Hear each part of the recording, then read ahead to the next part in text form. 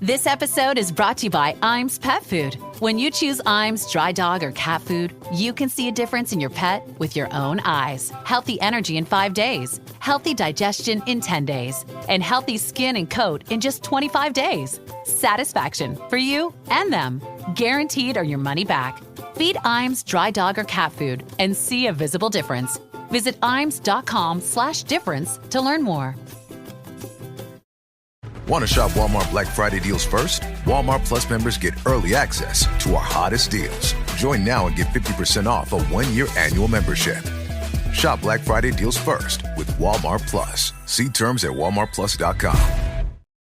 This is Optimal Living Daily, Monday Masterclass, How to Use Time Arbitrage to Maximize Your Productivity Profit by Cal Newport of calnewport.com.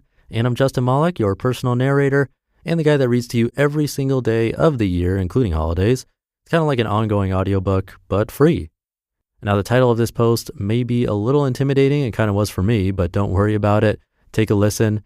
He starts off by talking about what arbitrage is and then goes from there. I think you'll enjoy it. So with that, let's get right to it as we optimize your life. Monday Masterclass, How to Use Time Arbitrage to Maximize Your Productivity Profit by Cal Newport of calnewport.com. The Wonders of Arbitrage. In this article, I explain how to apply the well-known concept of arbitrage to the hours in your daily schedule. By taking advantage of the different values of these hours to different types of work, you can use time arbitrage to maximize your productivity profit, which describes the value you extract from the day in terms of both work accomplished and relaxation achieved. We are at our best when we balance both. Arbitrage basics. Arbitrage is a simple concept. In finance, it describes the simultaneous purchase and sale of assets that generates a profit due to a difference in price. For example, let's say that at this moment, my most recent book costs $10 in Hanover because Dartmouth students are all brilliant and the advice is generally not needed. In Cambridge, however, it costs $20 because Harvard students need all the help they can get. If I put phones up to both ears and buy 100 copies from the Dartmouth coop while selling 100 copies to the Harvard coop, I've just made myself a tidy $1,000 profit. Arbitrage beyond money. The concept of arbitrage can be extended beyond finance. For example, geo-arbitrage. Tim Ferriss has been recently promoting the concept of geo-arbitrage. The basic idea? Consider a task like doing research for a freelance article that requires 5 hours. If you're being paid $1,000 for the article and it takes 10 hours total to finish, then the task of research is worth $500 to your editor. Assume, however, that a virtual personal assistant in Bangalore will do the same research for $10 an hour. You can now buy the asset, 5 hours of research, for $50 in India, and then sell it to your editor for $500, making a profit of $450. Social arbitrage. Keith Ferrazzi introduced the idea of social arbitrage to help explain the world of interpersonal networking. Assume you have two good friends. One is the CEO of a major tech company. The other is a freelance writer. Assume the writer is working on an important article about the tech industry. The cost to your friendship to ask the CEO to chat with the writer is small. It's only slightly annoying, requiring maybe 20 minutes of the CEO's time. The benefit to your relationship with the writer, however, is major. The connection will be key for him to complete his article, earning him money and respect. Therefore, you can buy the favor for cheap from the CEO and then sell it for much more to the writer. The introduction yields a large net gain to the overall strength of your network. Time arbitrage. Time arbitrage concerns the hours in your daily schedule. As with any arbitrage system, we need a notion of value. For time, value can be defined as the amount of productive work or relaxation accomplished during the interval. We also need a notion of buyers and sellers. In this context, the buyers and sellers are activity types. Scheduling your day, therefore, can be seen as a market in which you are buying and selling hours to and from activities with the hope of making money through value differences.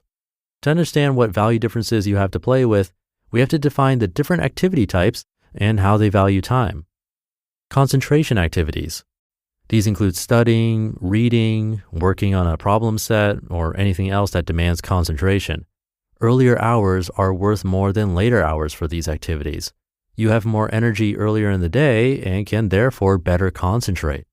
In addition, isolated hours are worth more than consecutive hours. That is, an hour surrounded by non-concentration activities is worth more than an hour in the middle of a marathon session. Too much consecutive concentration and your mind begins to tire. Mechanistic activities. These include errands, producing flashcards, tracking down sources in the library, or any other activity that does not demand concentration to complete. All hours are worth the same for these activities. Relaxation activities. These include any activities meant to relax yourself and generate contentment. For example, dinner with friends, going to see a talk, pulling together a Pong game, web surfing, or watching TV. Later hours are worth more to these activities. Early in the day, it's hard to fully relax because you know you have more work left to do later. In addition, consecutive hours are worth more than isolated hours. Little bursts of relaxation don't relax you as much as being able to really let go for a while. Becoming a time arbitrageur. Here's an exercise. Look at your schedule for yesterday. Map out how you spent your free hours. Label each of these hours with the appropriate activity type from earlier. Now imagine you're an arbitrageur.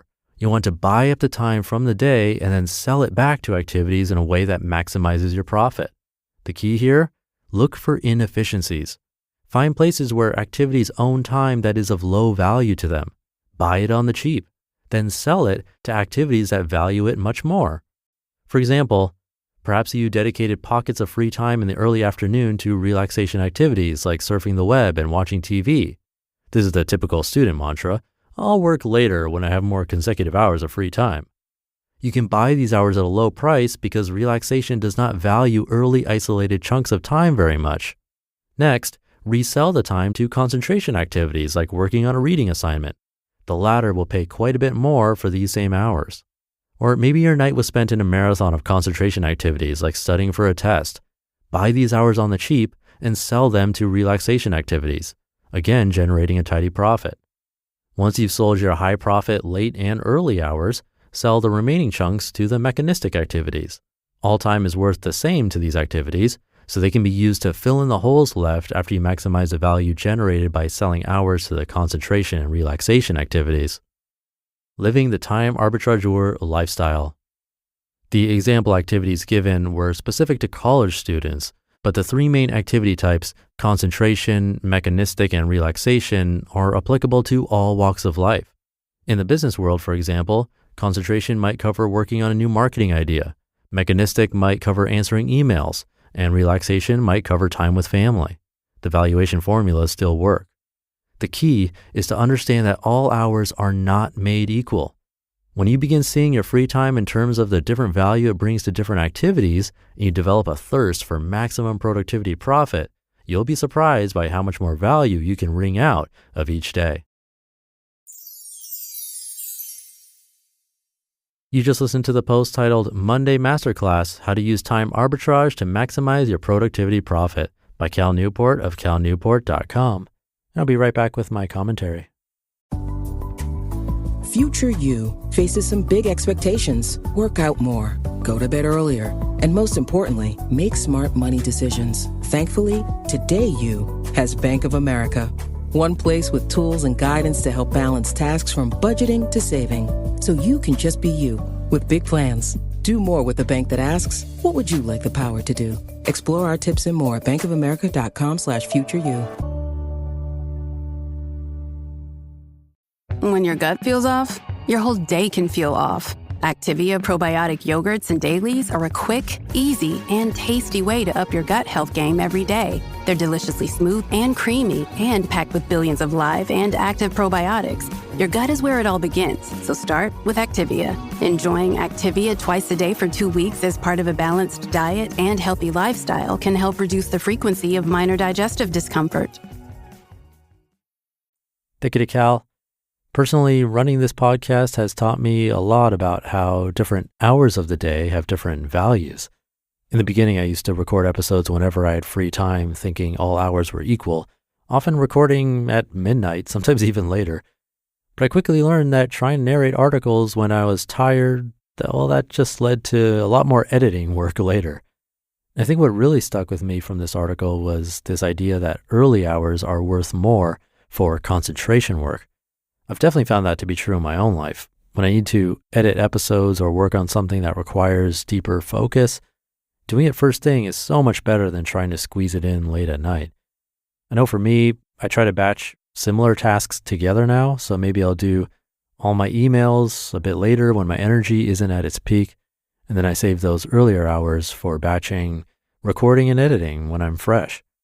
But you don't have to completely overhaul your schedule right away. Maybe just try one small change. Like if you usually check email first thing in the morning, try doing something that needs more focus during that time instead.